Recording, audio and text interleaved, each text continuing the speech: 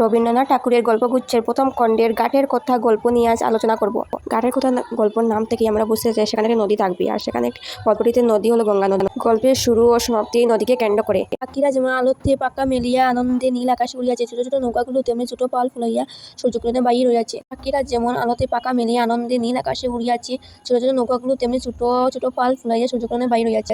ভট্টাচার্য মশাই প্রতিদিনের মতো কুশাসন লইয়া স্থান হইতে আসিয়াছে, মেয়েরা জল নিতে আসিয়াছে। এখানে বলেন যে আমার দিনের আলো ও রাত্রে ছায়া প্রতিদিন গঙ্গার উপরে পড়ে, আর প্রতিদিন গঙ্গার উপর হইতে মুছিয়া যায়। অর্থাৎ গঙ্গা সেখানে প্রত্যেকটি মানুষের জীবনে একটি গুরুত্বপূর্ণ স্থান অধিকার করেছে। প্রত্যেক দিন একটি মেয়ের জন্য অপেক্ষা করে। সেই মেয়েটিকে অন্যান্য মেয়েরা কুসুম বলিয়া ডাকিত। জলের উপর যখন কুসুমের ছোট ছায়াটি পড়িত, তখন গল্পকথকের মনে হতো যদি ছায়াটি ধরিয়া রাখিতে পারি। সেই মেয়েটিকে কেউ খুশি কেউ রাক্ষসী, ওর মা ওকে কুসুমি বলতো। তো যখন কুসুমকে জলের ধারে বসে থাকতে দেখতেন, তখন মনে হতো যখন কুসুমের সঙ্গে জলের কি যেন মিল আছে। দুদিন পর কুসুমকে আর দেখিতে পাইলেন না। কুসুমের বান্ধবী ভুবন ও স্বর্ণ ঘাটে আসিয়া কাঁদিত, কারণ ওর বান্ধবী কুসুমের বিবাহ হয়ে গেছে এখন শ্বশুর বাড়ি। ধীরে ধীরে কুসুমের কথা সবাই ভুলে গিয়েছে।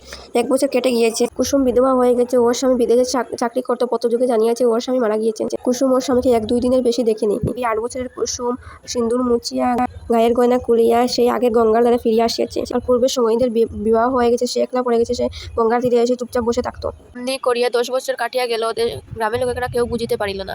একদিন এক নবীন সন্ন্যাসী কোথায় থেকে এসে শিবনে আশ্রয় লইল। সন্ন্যাসীকে দেখার জন্য গ্রামের লোকের ভিড় পড়ে গেল। ধীরে ধীরে গ্রামের লোক তাকে ভক্তি করতে শুরু করলো। সেই সন্ন্যাসী কোনোদিন ভাগবত পাঠ, কোনোদিন ভগবতীয় ব্যাখ্যা করতেন, কোনোদিন মন্দিরে বসে নানা শাস্ত্র লইয়া আন্দোলন করতেন। এমন করে কয় মাস কেটে গেল। চৈত্র মাসে সূর্যগ্রহণের সময় বিস্তর লোক গঙ্গাস্নানে আসিল। বাবলাতলে মস্ত আট বসিল।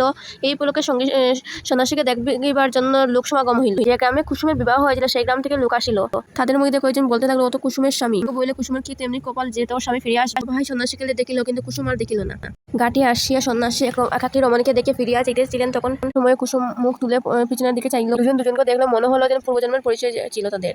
এর পরের দিন থেকে কুসুম প্রত্যেকদিন মন্দিরে গিয়ে সন্ন্যাসীর পদধূলি লয়, সন্ন্যাসীর কথা মতো ভগবানের সমস্ত কাজ করে, সন্ন্যাসীর প্রত্যেক আদেশ মনে প্রাণে পালন করতে থাকত। কিছুদিন পর ওটা কুসুম সন্ন্যাসীর সঙ্গে দেখা করে না, মন্দিরে আসেন। ওরা সন্ধ্যাবেলায় আবার সন্ন্যাসীর সাথে কুসুমের সাক্ষাৎ হল। কুসুম সন্ন্যাসী বলেন যে আমাকে ডেকেছিলেন নাকি? সন্ন্যাসী বলেন, তোমার কি দেব সেবাতে অবহেলা, এখন দেবতা সেবা করো না, মন্দিরে আসো না? কুসুম যদি এর কারণ বলতে চায়নি, তবুও সন্ন্যাসীর কথা বললো।